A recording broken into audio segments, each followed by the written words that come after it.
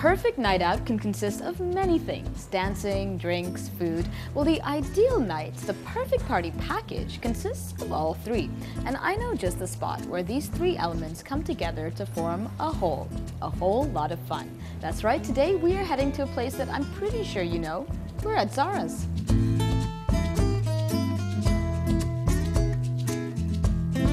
Walk into Zara's Tapas bar any day of the week and getting a table is like trying to hail a cab during rush hour on New York City's 5th Avenue. Pretty much impossible. Zara's is just one of those Chennai hotspots that youngsters flock to like pigeons to grain. Finely dressed pigeons, might I add.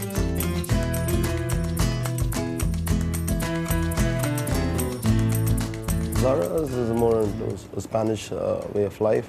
So we serve the Spanish food and Spanish theme. As when you enter Zara's, you feel you're into Spain. Like we have antiques, posters, and people, and the music. So it's more vibrant, of more young people. It's like a party place, and especially I can quote, the food is great. The food is authentic, so we don't compromise on food. So we get a lot of imported stuffs from Spain. So we make it authentic Spanish. So that's what sounds Spanish tapas bar in city.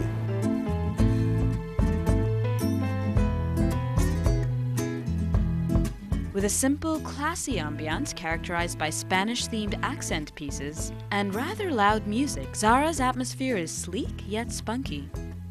And before me was a selection of tapas as colorful as a flamenco dancer's ruffled dress.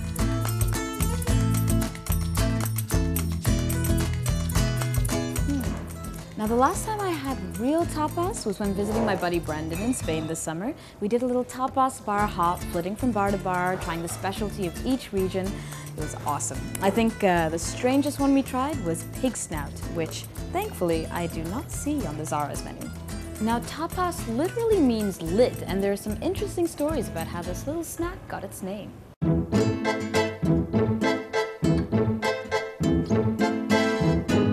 Derived from the Spanish word tapa, meaning to cover, the original tapas was said to be pieces of bread or meat used in Andalusian taverns to cover sherry glasses as a way to protect the sweet sherry from fruit flies. Tapas bars today are usually crowded, noisy, and merry, with everybody standing around the bar, eating and drinking all the evening long.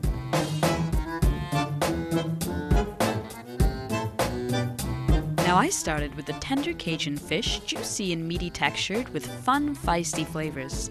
On the side, mushrooms soaked in red wine, drizzled with butter and layered with oodles of garlic.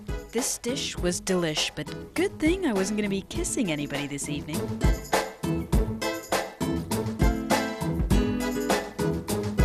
Now, a common ingredient used for tapas is seafood, like sardines, anchovies, mackerel, or like the breaded calamari that I have over here. And it's also very rare to see tapas without some kind of olive or olive oil as well, which is used liberally. Hence my side of marinated olives with a colorful and juicy side of peppers.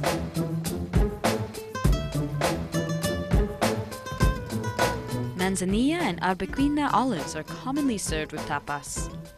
The olives here were rather standard, though the peppers on the side had been prepared with care, retaining their natural sweetness with a firm, juicy texture.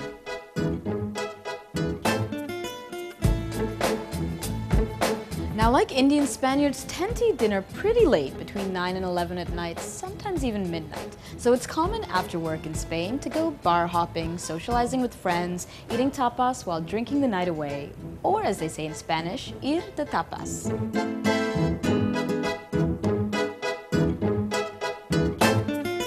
Ir de tapas is the expression used to describe the pastime of eating tapas, socializing, and hopping from bar to bar. My next tasty tapa was the serrano ham wrapped prawns. In the spirit of ir de tapas, I ordered up a spirited beverage of my own, sangria, a wine punch typical of Spain, made with red wine, chopped fruit, a sweetener like honey or sugar, a small amount of alcohol, and sometimes spices like cinnamon.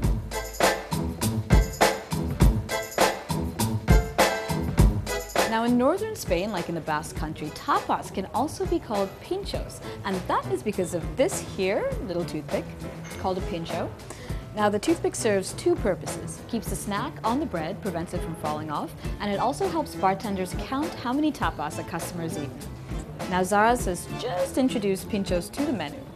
Let's try it out for ourselves.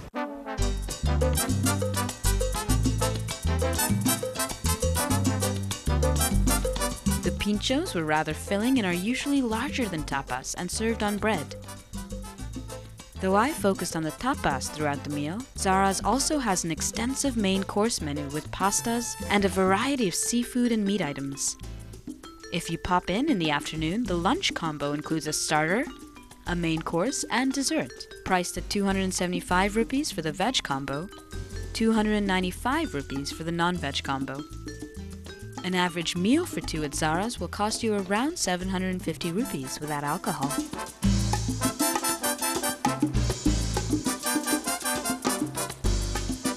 And to top off my Spanish meal is another Spanish classic, the Spanish omelette. Now what's most unique about this dish is the use of onions and potatoes in the omelette.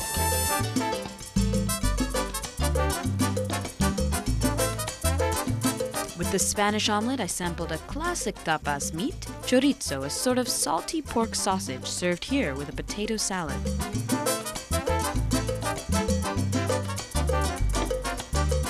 I decided to end my meal at the bar. No, not because I was a poor lost soul trying to drown my sorrows, but simply because I had to try one of the things that Zara's is best known for.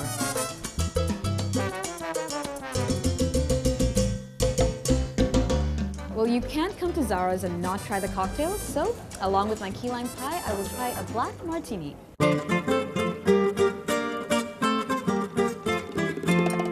The cocktail list is extensive and the cocktail specials change each week. I slowly sipped my cocktail made with black vodka, which essentially tastes the same as regular vodka, and nibbled upon one of Zara's signature desserts, the key lime pie.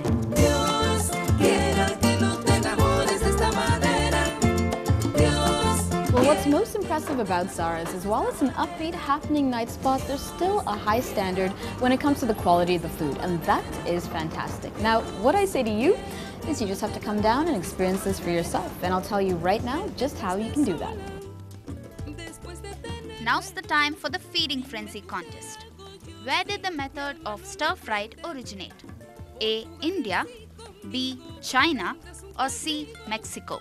Send in your answers to feedback@ndtv-hindu.com. Until next week, keep enjoying the spirit of Christmas.